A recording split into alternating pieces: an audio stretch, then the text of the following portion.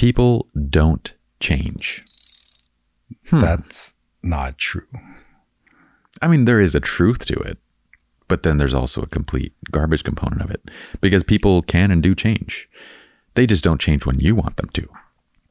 Well, also, even if people technically, like, let's say emotionally, they don't change, they're physically changing. We're all getting older. People are constantly changing. I mean, change is like the only universal law, right? That we know. The reason why people say that people don't change is because usually people don't change based on what we might want them to do. Like, I want them to do this, or I want them to be this kind of person, and they're not willing to do that. And so we say people don't change. And that's true. Nobody's going to change for you, but they will change when they want to change, when they feel like they're at a place where there's that common saying, which I think is pretty accurate, of like, you know, people change when the pain of staying is greater than the pain of changing, right? That's very accurate. People change when they want to, when the pain of staying the same is too much. They just don't do it on your timetable, and they might not change to be the thing that you want them to be. That's the part of it that, like, you know, is both kind of true and untrue. So this should be rephrased that people don't change for you.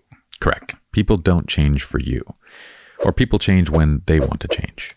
Yeah, I mean, but on the flip side, like, you see people that try not to change, and then life is just passing them by, and eventually they're forced to change, like you were saying, because they're just kind of rotting, trying not to change. What this really implies when you say something like people don't change, there's several things that it implies. First, on this side, we use it negatively to say people never change, right? But then on the other side, we also use it negatively to blame somebody for why a relationship ended. Oh, you've changed. Which is kind of stupid and ironic, because on one side, we're sitting here saying that they don't change. And on the other side, we're sitting here blaming the end of the relationship based on the fact that they did change. Mm-hmm. The reality is that people can and they should change on their own timetable.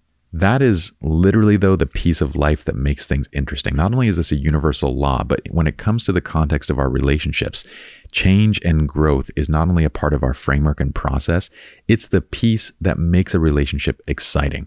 It's the thing that gives you something to continually explore. If I'm changing and I'm growing as my friend, there's always something new to talk about, right? Each time we catch up, there's something different to chat about. The problem is when we're not changing and growing together, when we're going in different directions. That's the real issue. For a couple of things, I think number one, people don't change for you. And then people's circumstances may not change, but they still are changing. Yes.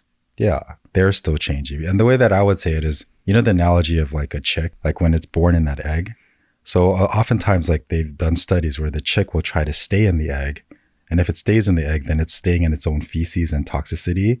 But eventually it has to like peck itself out and go to the next stage, right? So some people are in that toxic stage where they're just trying to stay in that space, but they're still changing. They're moving in the direction of change, even if they're being forced to. Which brings up a great point. In the context of marriage, there's a couple options. Like, if you were to think of the chick option, the option would be to like break out of the marriage, right? To like leave. If this person's not changing, if this is just staying the way it is to leave.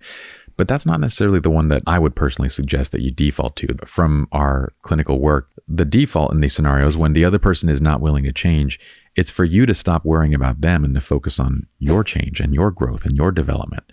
And oftentimes what happens is that they just learn by proxy. They learn from your example. Rather than you fixating and focusing on what they're doing, focus on yourself. Focus on changing and you being the better one, you being the example, not because you want to manipulate or change them, but because you genuinely want to be a better version of yourself. And you can single-handedly change a relationship by simply refocusing your energy inwards.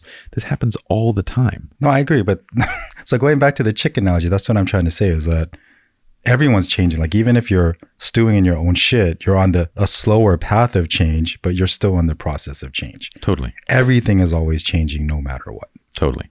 Then there are those cases, though, where a relationship might be so defunct and nothing's happening, nothing's changing. You are focused inward and it's been years. And you know, in those cases, it becomes time to like break out and to move forward. To move forward.